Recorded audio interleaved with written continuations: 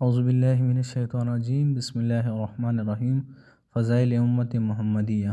اما بعد، امت محمدیہ علی صاحب الصلاۃ والتحیہ پر اللہ تعالیٰ کے بڑے بڑے انعامات ہیں۔ اللہ تعالیٰ نے اس امت سے خوب کام لیا اور بہت کام لیا، اپنے دین کی خدمت لی، اپنے کتاب کے حفظ اور حفاظت، نشر و اشاعت کا کام لیا، اپنے نبی صلی اللہ علیہ وسلم کی احادیث اور سنن کی روایت کرنے اور شروح لکھنے کی خدمت میں لگایا، جہاد کرنے کی توفیق دی، دعوت دین کے طریقے بتائے، حکمت اور معزت کی نعمت سے نوازا، ان کو پورے عالم میں اپنا دین پھیلانے کا ذریعہ بنایا اور قیامت تک اسی امت کے باقی رکھنے کا فیصلہ فرمایا۔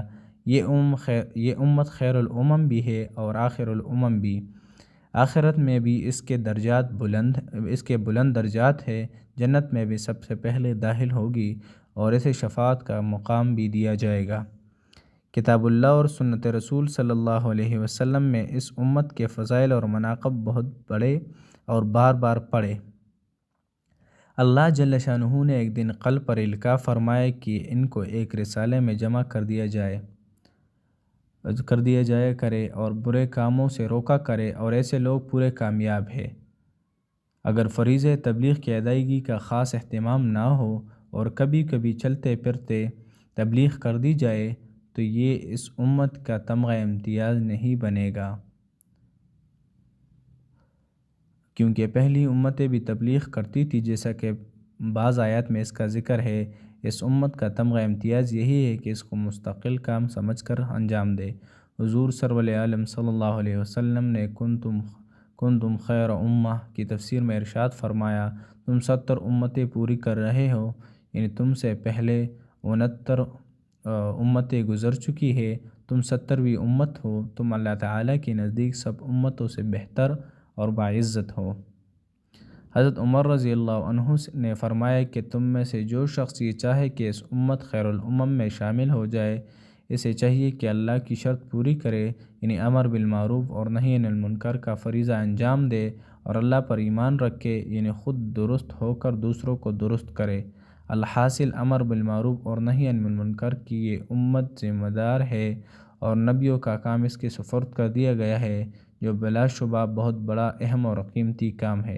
پہلے ایک نبی کے بعد دوسرا نبی آ جاتا ہے اور فریضہ اصلاح کو انجام دیتا تھا، مگر اب خاتم النبیین صلی اللہ علیہ وسلم کے بعد اس امت ہی کے سر پر اس فریضے کی ذمہ داری ہے۔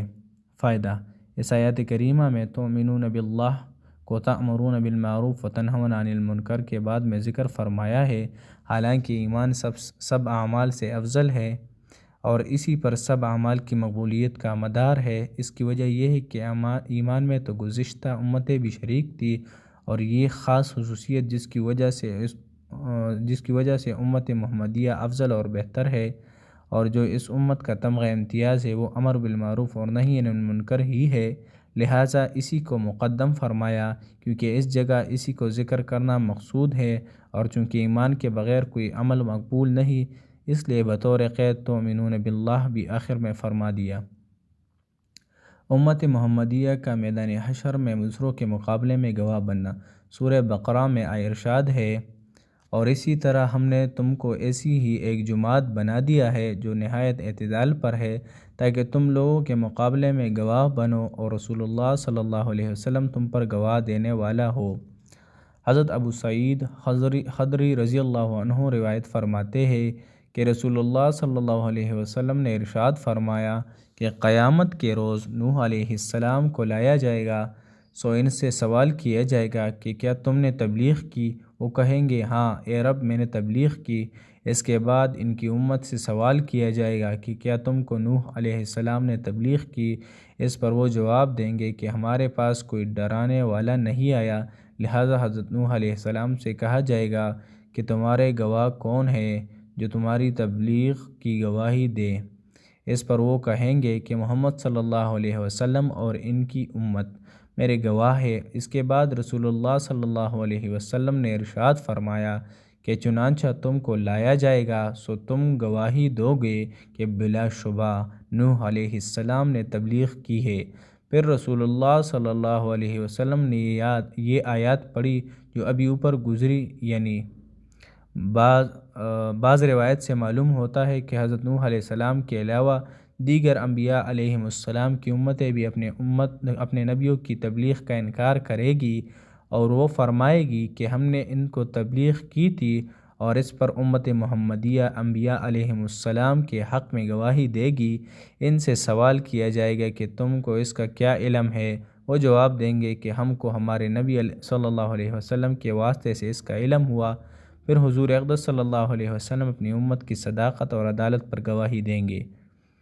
امت محمدیہ کو شفیق نبی صلی اللہ علیہ وسلم دیا۔ سورہ توبہ کے آخر میں ارشاد ہے،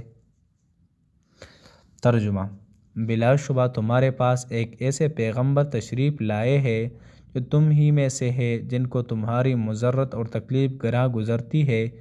وہ تمہارے نفع کے بڑے خواہش مند ہے، ایمانداروں کے ساتھ بڑے ہی شفیق اور مہربان ہے۔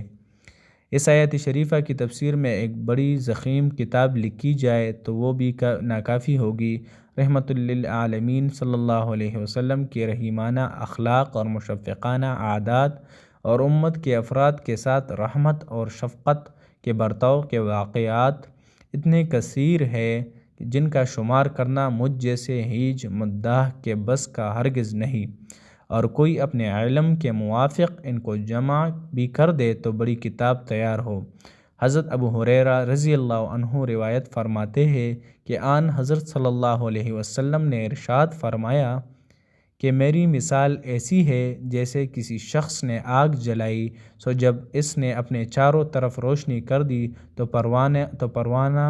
پروانے اور یہ زمین پر پھرنے والے چھوٹے چھوٹے جانور اس میں گرنے لگے، اور وہ شخص ان کو اس آگ میں گرنے سے روکنے لگا، اور پروانے اور جانور اس پر غالب آتے رہے اور آگ میں گرتے رہے۔ سو میں تم کو کمرے پکڑ کر روکتا ہوں اور تم اس میں گرے جاتے ہو۔ یہ بخاری کی روایت ہے، اور مسلم کی روایت میں ہے کہ بس میری اور تمہاری یہی مثال ہے۔ میں تمہاری کمرے پکڑ کر روکتا ہوں کہ آگ سے علیحدہ رہو، سو تم مجھ پر غالب ہو کر اس میں گرے جاتے ہو۔ حضور اقدس صلی اللہ علیہ وسلم کی شفقت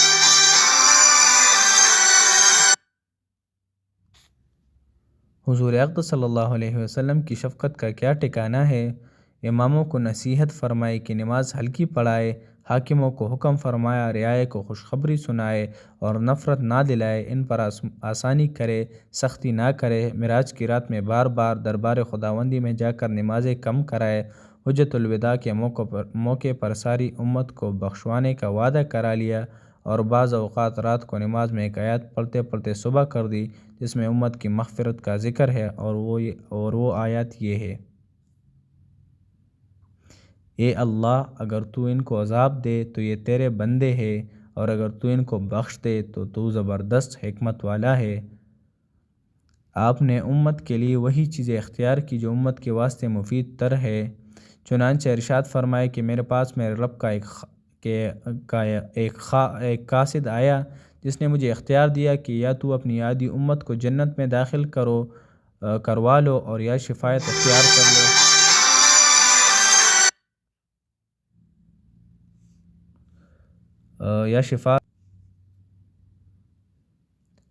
لہٰذا میں نے شفاعت اختیار کر لی، اور شفاعت ان کے لیے ہوگی جو اس حال میں مر گئے کہ اللہ کے ساتھ کسی کو شریک نہ کرتے تھے۔